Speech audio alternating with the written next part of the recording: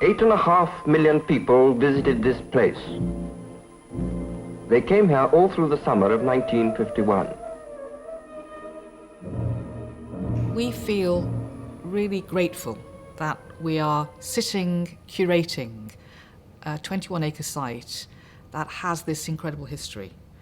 The history of the first ever place to celebrate the imagination as a powerful driver for building a future. As soon as you pushed through the turnstiles and past the impatient attendants, there was a surprise, a sudden sense of space and leisured gaiety. That's what we hoped for. We built it as a place to walk about in, a place, if you like, for pleasure. A quarter of the British population came here to see something that absolutely blew their socks off, and it left an impression. I genuinely believe that we can look at the roots of modern creative Britain as being 1951 and the Festival of Britain. I think it was a nice way for people to start a new beginning and kind of forget about that in the World War, for them to focus their minds on something positive. My father took me down to the Southbank, and I was quite, and I said, "What is this all about, Dad?" And he said, "It's the future." But just look at that.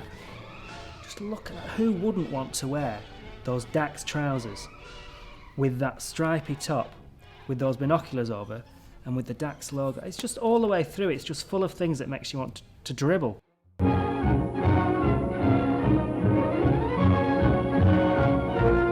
Altogether, it somehow captured that inexplicable lift of the heart, that hurrying into sandals and sports shirts, that placid sitting on the sands, that brief forgetting of the office and factory, which happens when the British go down to the seaside for their holidays.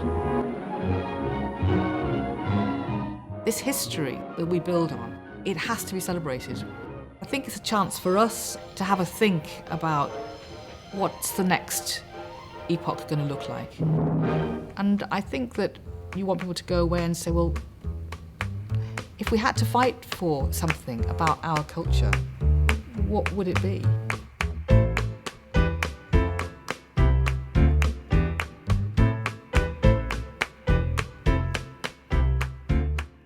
The very idea of Britishness is evolving and continues to evolve, and it's actually evolving in a lovely way. We've spent a lot of time listening to people in Britain and visitors coming into Britain, what it means to be British. Many people in Britain actually have their roots in other countries, and it gives them an energy and a set of references which all comes together in what I think is a great boiling, churning, changing space that makes the UK so creative.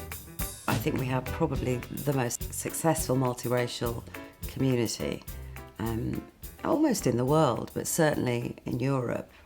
There's certain ideas that we're interested in exploring. One of them is around the national treasures, people who we value in our country or who've come to our country for a while and become part of our national story. Bringing back the Festival of Britain in the spirit of the 50s, but doing it in a way that is so different when it comes to food, is incredibly exciting, and it celebrates what's happening in Britain today.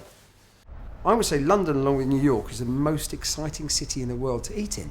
HESTON is, I suppose, perhaps more than anybody, redefining the idea that Britain can be truly adventurous about recipe making.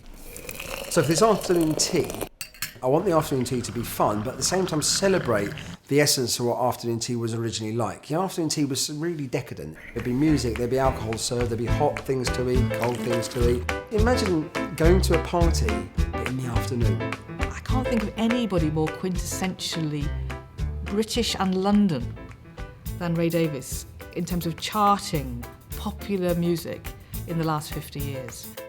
I think you can't look forward without looking back, vice versa.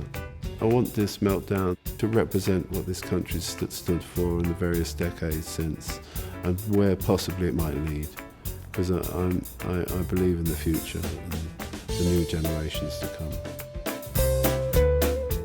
We wanted TRACEY Emin to be part of this because she's another national treasure.